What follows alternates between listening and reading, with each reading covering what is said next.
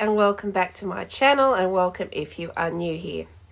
I'm Andrea M, and this is Disasters Down Under.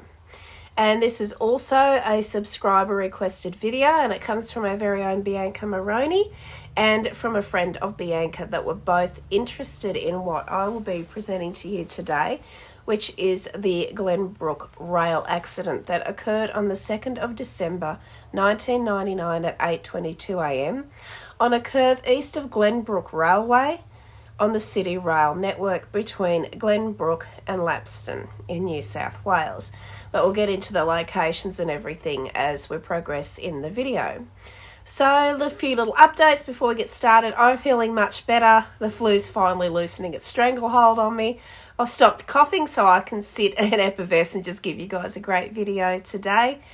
And if you are not subscribed already, please consider subscribing to the channel and turn on notifications so that you never miss a video.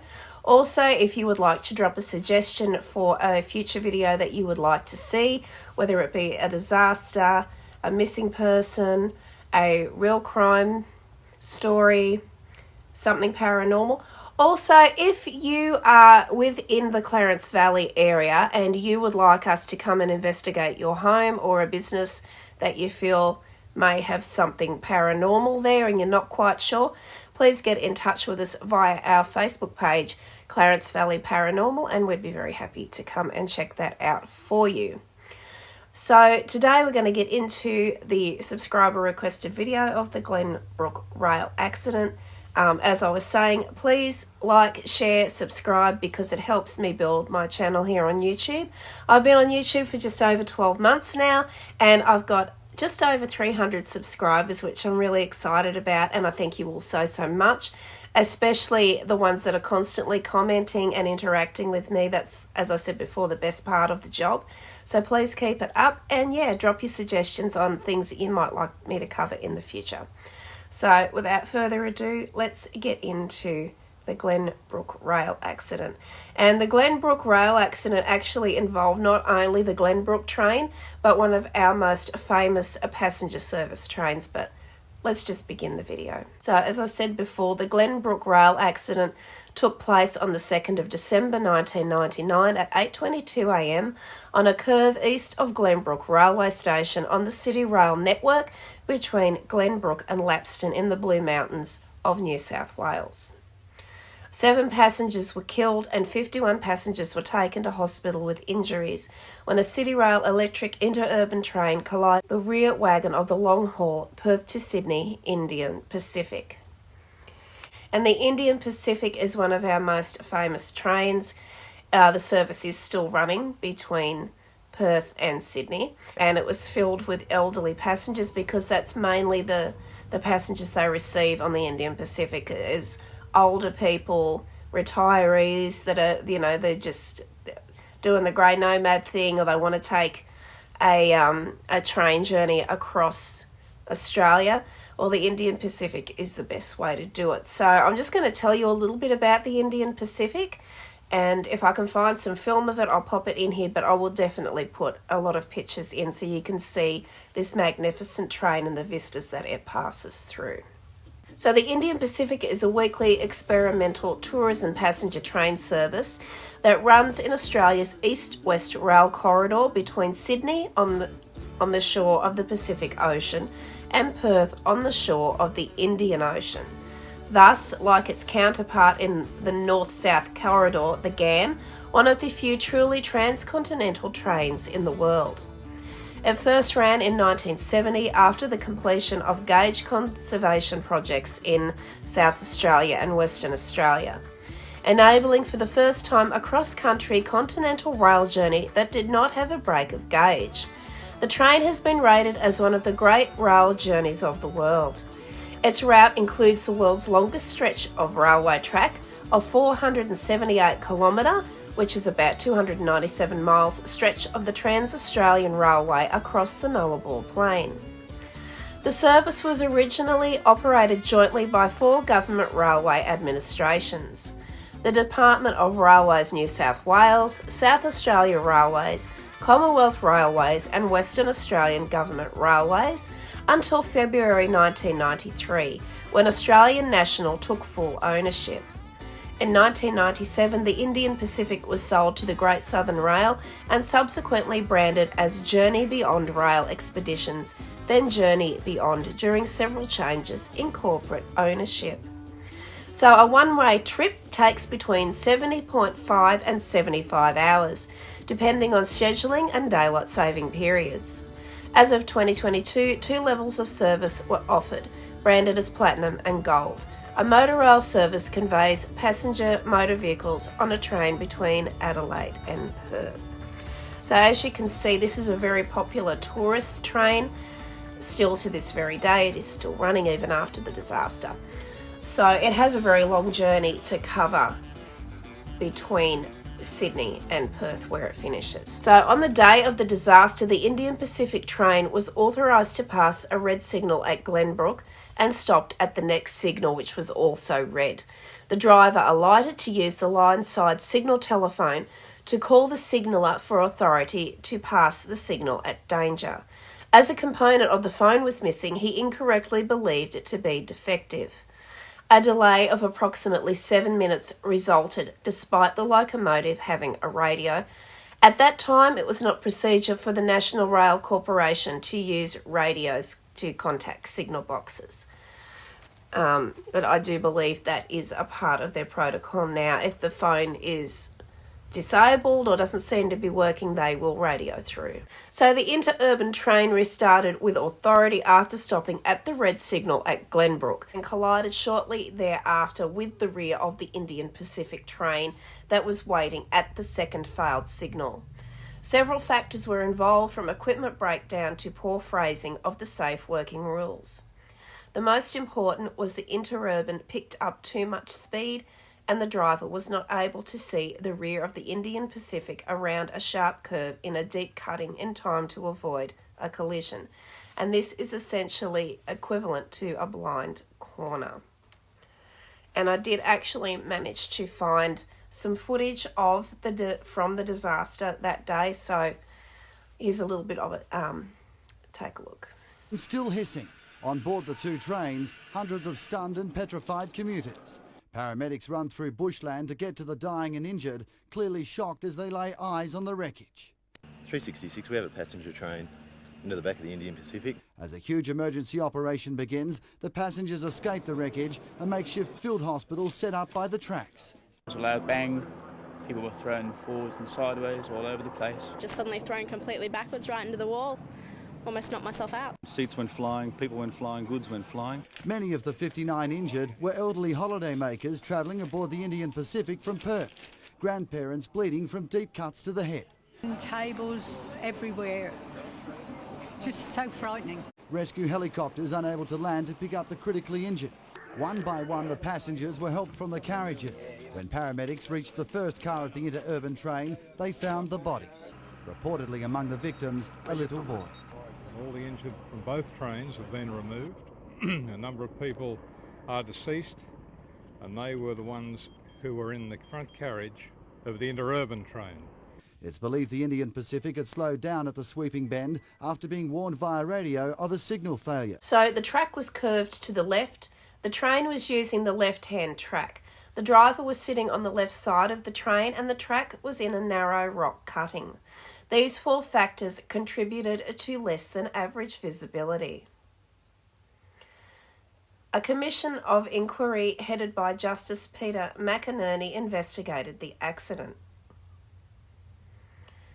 The Commission found that the accident occurred after a power failure disabled 2 consecutive automatic signals. Due to their fail-safe design, both exhibited danger. Red.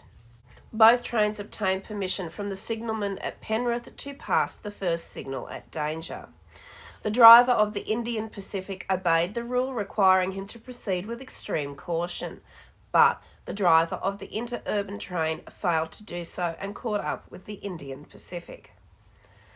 The Commission found fault with a number of procedures, their application by railway employees and the training those employees had received.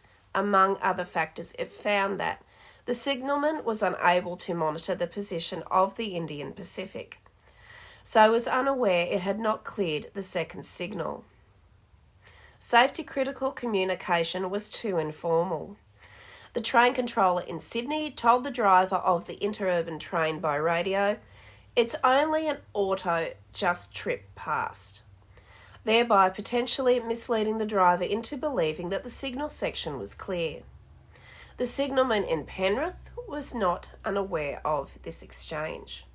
The driver of the interurban train failed to proceed with extreme caution, as was required by the rule, and so was unable to stop in time to avoid the collision.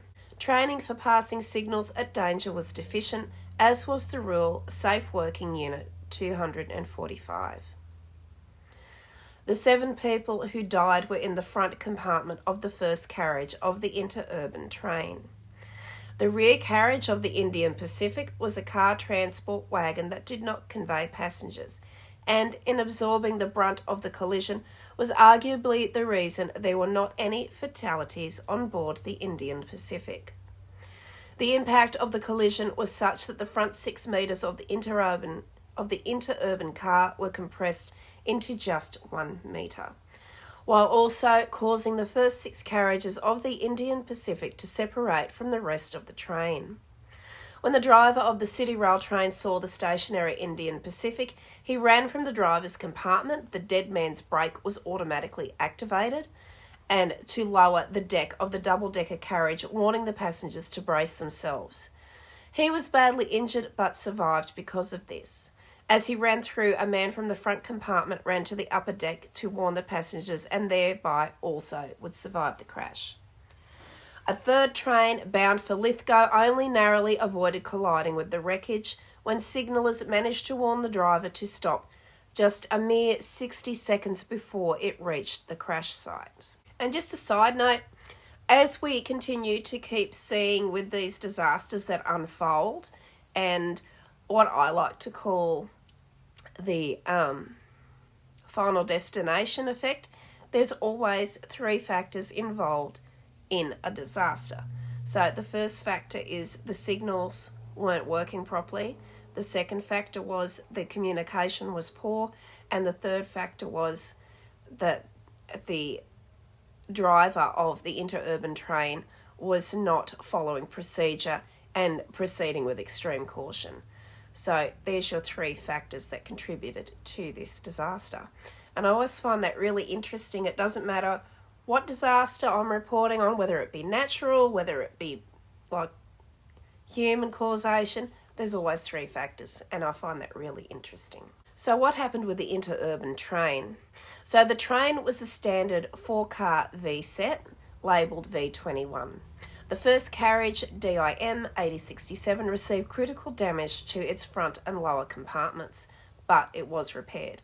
To avoid any reference and insensitivity to victims, it was renumbered DIM 8020 and has remained in service until it was withdrawn in 2005 following many problems. And this disaster became known as Tragedy on the 817 from Glenbrook.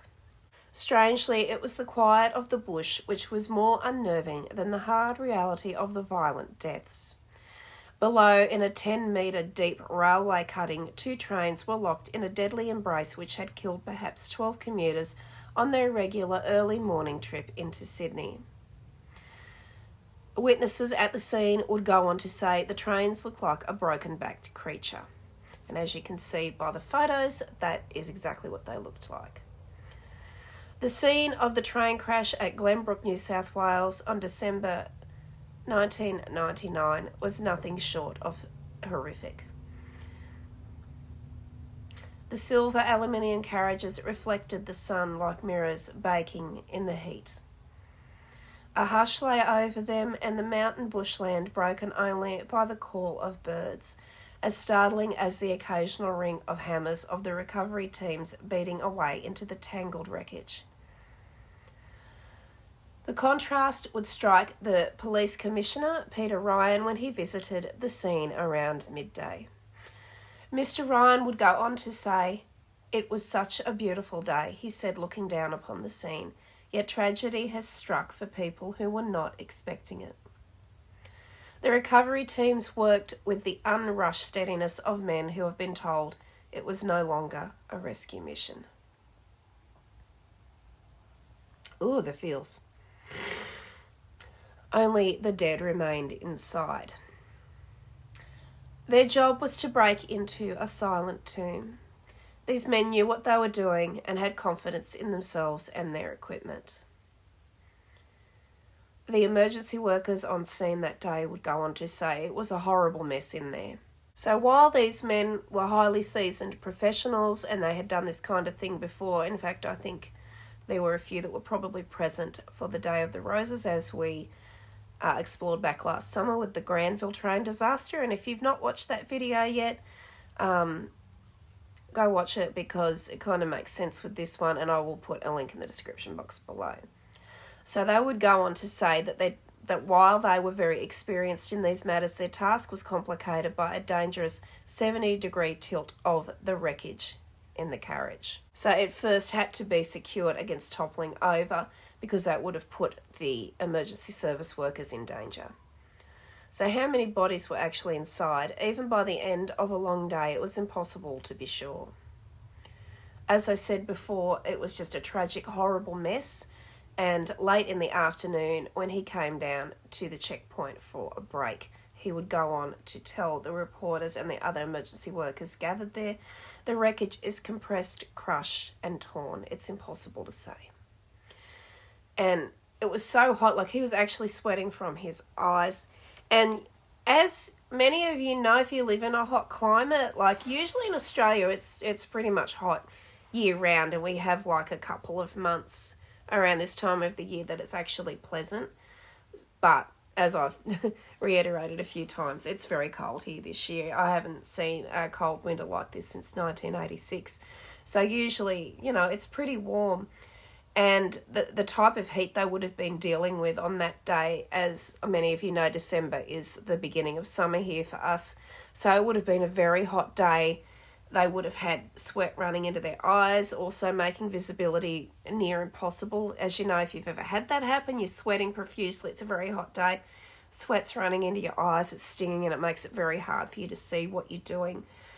And couple that with the glare that would have been coming off the metal of the train and just the glare from the heat haze itself. It would have been a very difficult procedure indeed. They would go on to say his strong young face was already shrinking with the stress and physical exhaustion, not to mention the torment of the sun. His uniform was filthy and he had crawled inside the wreckage. Witnesses there would say God knows what he had seen. He wasn't going to talk about it. He waved a bleeding hand and he just said no. He would then go on to gulp a can of soft drink, take a sandwich, and then he would go back along the track which led through the quiet, eerily quiet bushland to the wreckage, and he would go back in. The way down to the wreckage was on a long ladder. The 6:30 a.m. intercity train from Lithgow had impaled itself on the rear double-decker flat car which was piggybacking the automobiles of the Indian Pacific passengers. The cars were crushed beyond recognition. The flat car had speared through the driver's compartment, cleaved into the front passenger compartment, which seated 16 passengers. And anybody who was in this compartment had no chance. There was no way they were coming out alive. During the long day, police were not able to get inside, but the carriages behind were undamaged and they were able to establish that all of the dead were inside the front compartment. And there was one great fear in every heart of every man that was there that day to help with the disaster, were any of them school children. Normally, the 6:39 resounds with the irrepressible chatter and laughter of children. As dusk fell, words came out. 2 school children plus at least 2 women, the ambulance officer said. People fell silent and just walked away in shock. Ooh!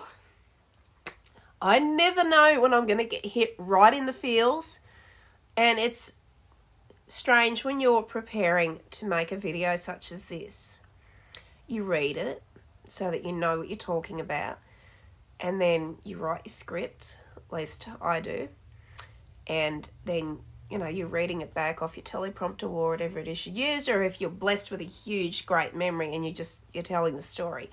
You get to certain sections, and I think it's just because you're sitting and you're telling this story of this horrible, tragic thing, and I think especially if there's children involved, it just, it gets me right in the feels.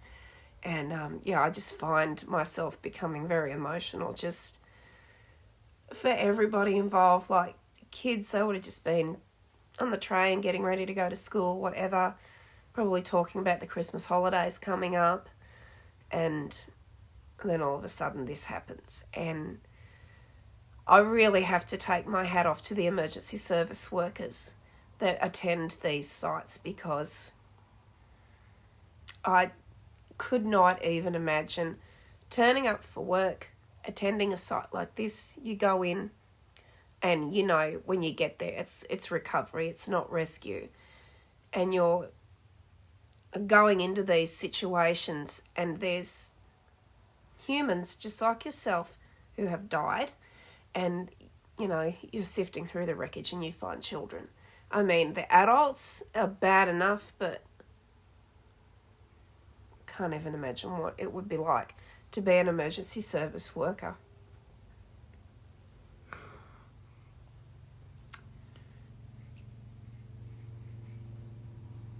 And you go in and there's children in the carriage. Whew.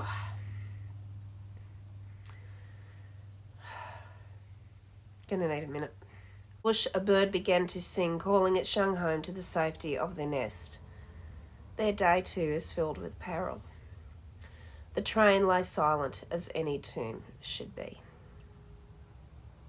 So that is where the information about the Glenbrook disaster kind of ended. I was trying to find more of what came out of it, but there wasn't like a huge coronial inquest or anything like that, because the rail corporation admitted culpability in the accident. So I think it was pretty much settled outside of a huge inquiry into it.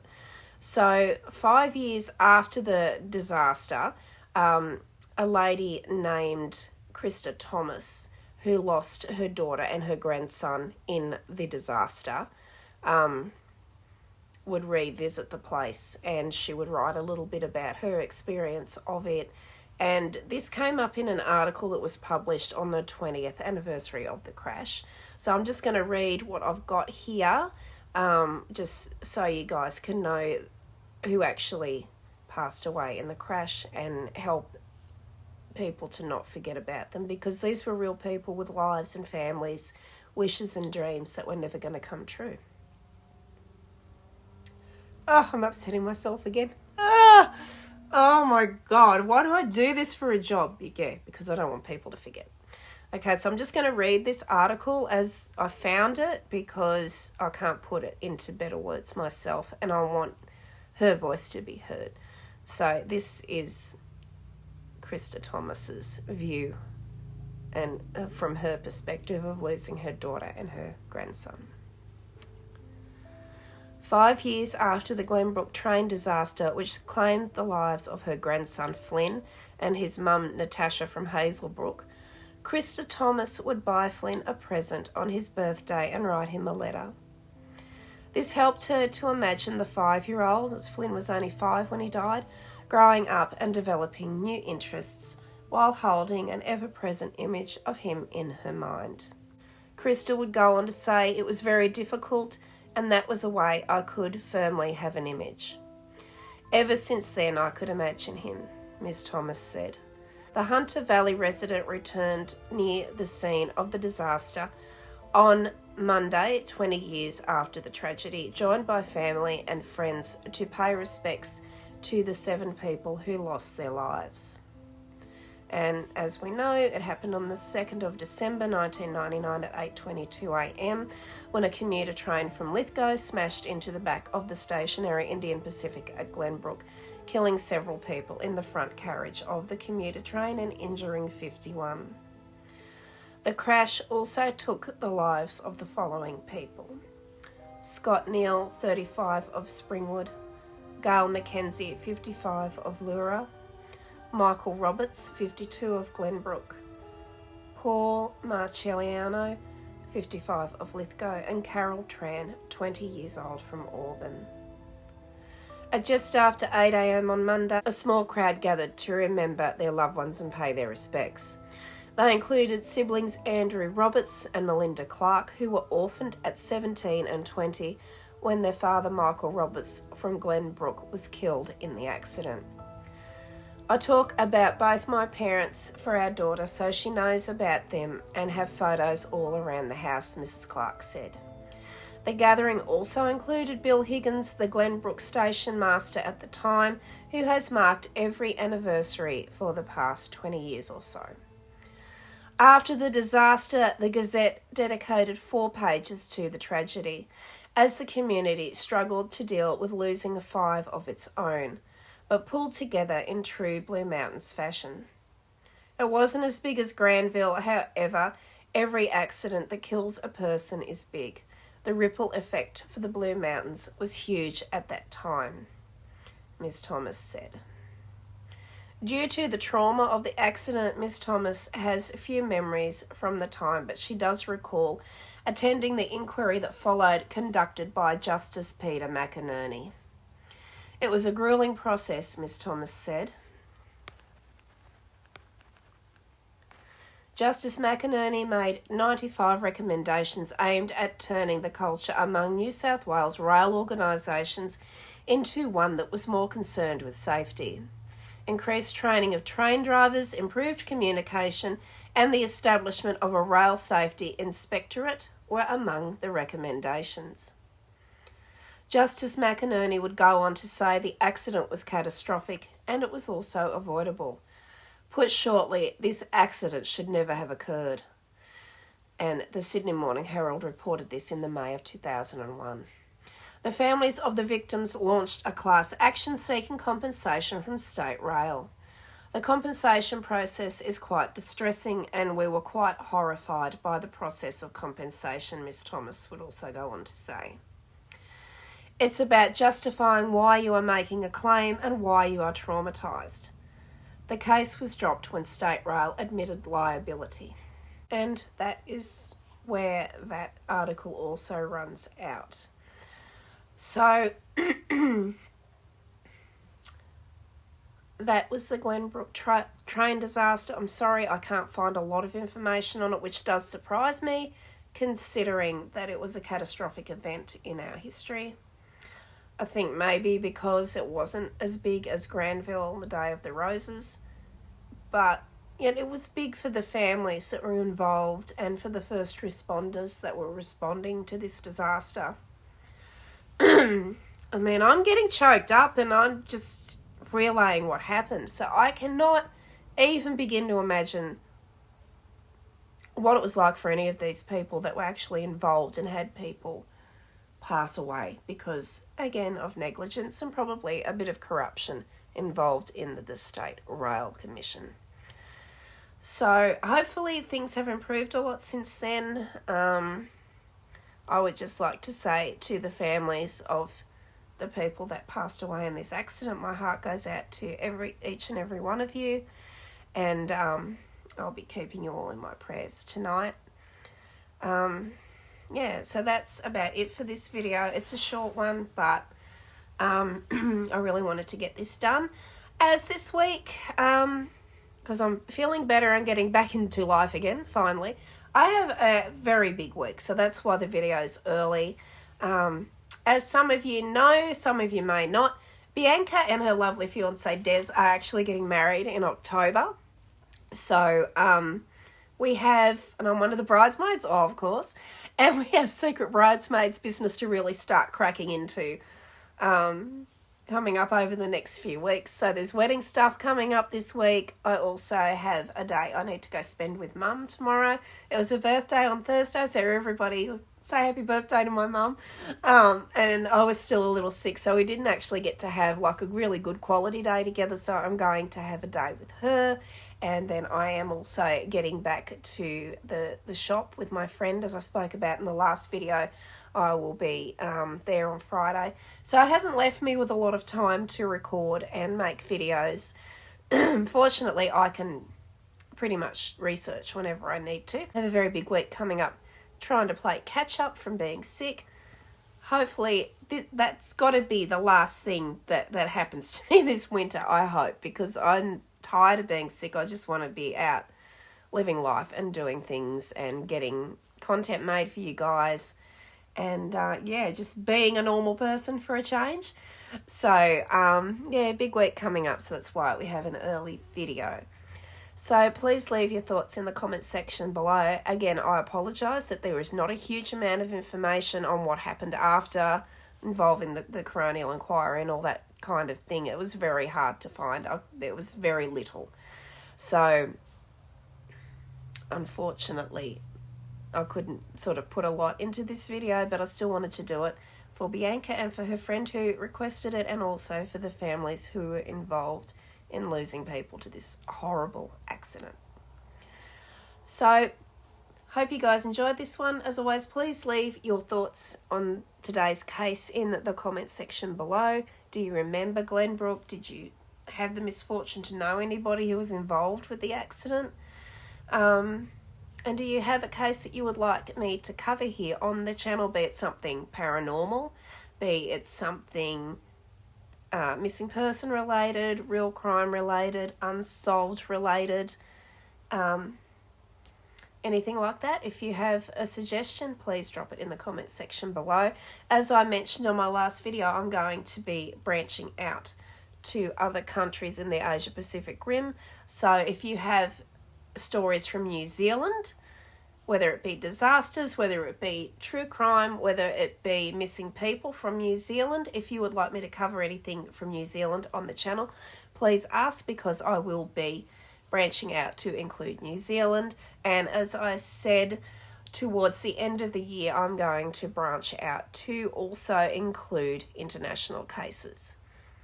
But I will be still specialising in the cases that happen in Australia, because unfortunately they're not in short supply. Anyway, as always guys, thank you so much for watching again, and thank you to all my lovely subscribers who sent me well wishes when they heard I'd been sick yet again. It really did brighten my day, and I appreciate you all so much. So if you haven't subscribed yet, please consider doing so. I am really needing your guys' help. I need to get to 1,000 subscribers so that I can start to get my videos monetized, which means I then get an income, which means I can get better equipment, which means I can make better videos for you guys.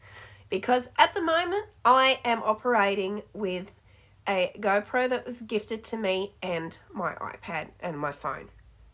And I would really love to be able to buy a better camera to shoot my videos with, and we also want to start getting in some better paranormal equipment to do better paranormal investigations that may be a little bit more interesting and fun to present to you guys.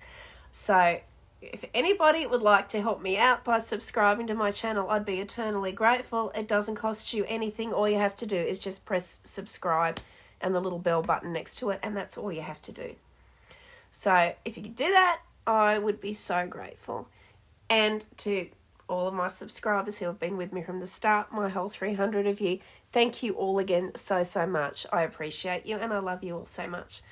Everybody stay safe, stay warm, take care, and I will see you back here in my next video. Bye for now.